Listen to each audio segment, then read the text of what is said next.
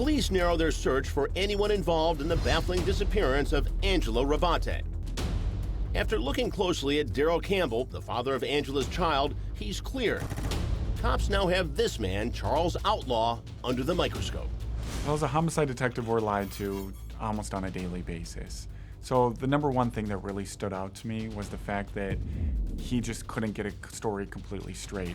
It wasn't a cohesive story that he was telling me of somebody that was trying to recall events exactly as they happened. They listened to tapes of disturbing phone calls Outlaw makes to a woman, a friend of his, in prison. Not long before, he was arrested after a search warrant was executed by Detective Flynn on an unrelated charge. I've been going through a lot of that's been happening on the daily. It's a lot that like you're not even understanding because you don't know about that I'm dealing with. Before Outlaw was even arrested, he was making phone calls to his girlfriend where he was telling her that he had a big story to tell her, that she was going to be mad at him. Or something bad? Yeah, it's bad. To make things worse for Outlaw, a friend of Angela's tells police he sees Outlaw at a car wash on the morning after her disappearance. They were really cleaning out the trunk and really doing a lot of work on the inside of the vehicle, vacuuming it out and scrubbing it down.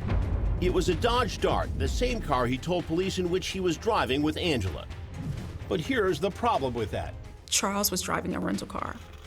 Who details a rental car?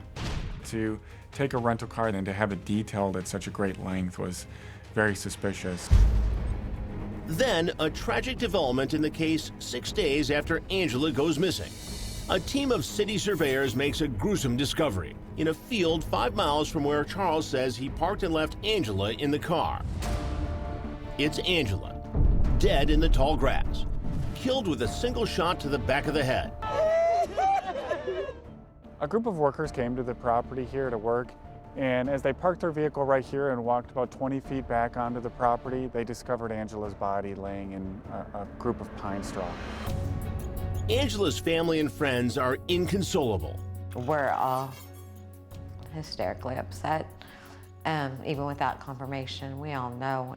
He escorted me over there, and they had a chaplain, and you already know what they're going to tell you. So I don't hear the words anymore. And I just lean on my daughter and crying. And police say things look increasingly bad for Charles Outlaw. Because even though he spent all that time carefully scrubbing his rental car for who knows what, he may have left behind the final piece to the puzzle. Police found out that there was gunshot residue on the interior roof of his car.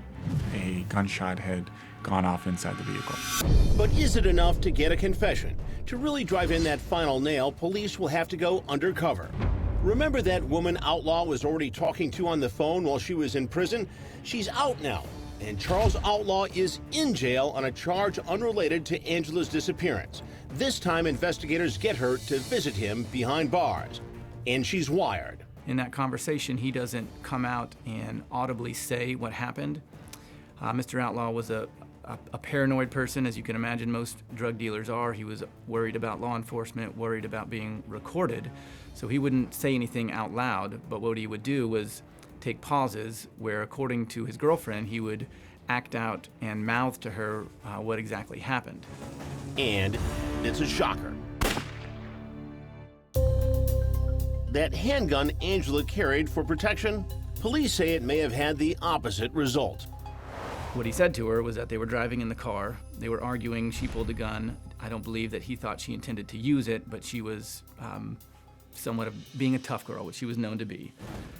He took the gun from her, put it to the back of her head, and as Outlaw said, it just went off. We know from talking to the medical examiner that it was a contact execution style wound, not a situation where it would be likely that the gun just went off. Investigators say the gun has never been recovered, but say the small caliber wound fits the description that Angela's friends had given of the weapon. Cops claim Charles Outlaw had fooled no one by acting out the crime. Even though those statements by Outlaw can't be heard on the recording, it's important to note that his girlfriend came out of that conversation knowing details about the way Angela died that were never released to media and that she should not have known.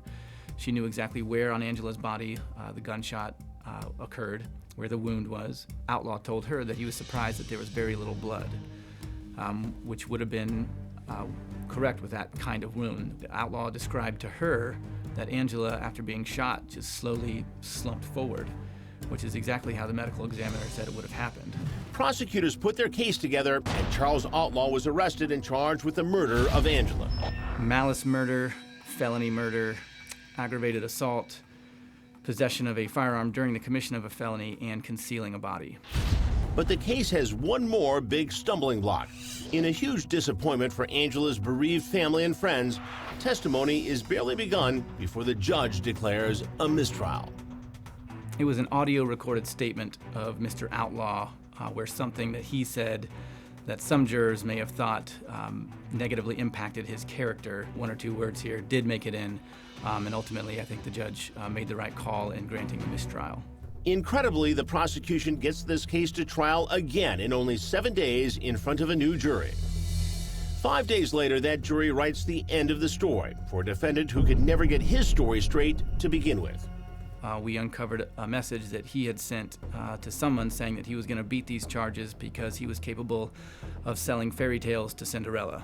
And fortunately, what we had on our jury was a lot of folks with common sense and no Cinderellas, and they did ultimately find him guilty. Convicted and sentenced to life without parole plus 15 years in a Georgia state prison. He murdered my daughter, and he can spend the rest of his life in prison for it. How can somebody take such a beautiful life? How can you do that? From all the friends, the family that loved her. Because Angie could always make you smile, no matter what. And he robbed us all of that. And Daryl is now a single dad with a daughter of his own to raise. The thing I miss most about Angela is her being able to be a mom to our daughter. Someday, when she's ready, he says he'll tell Shay the whole story about why her mom, who loved her little girl so deeply, is not there. I just let her know that she passed away and that she's in heaven. And she asks questions like, well, can we go to heaven? I want to go to heaven so I could be with my mom. And it really hurts to hear stuff like that.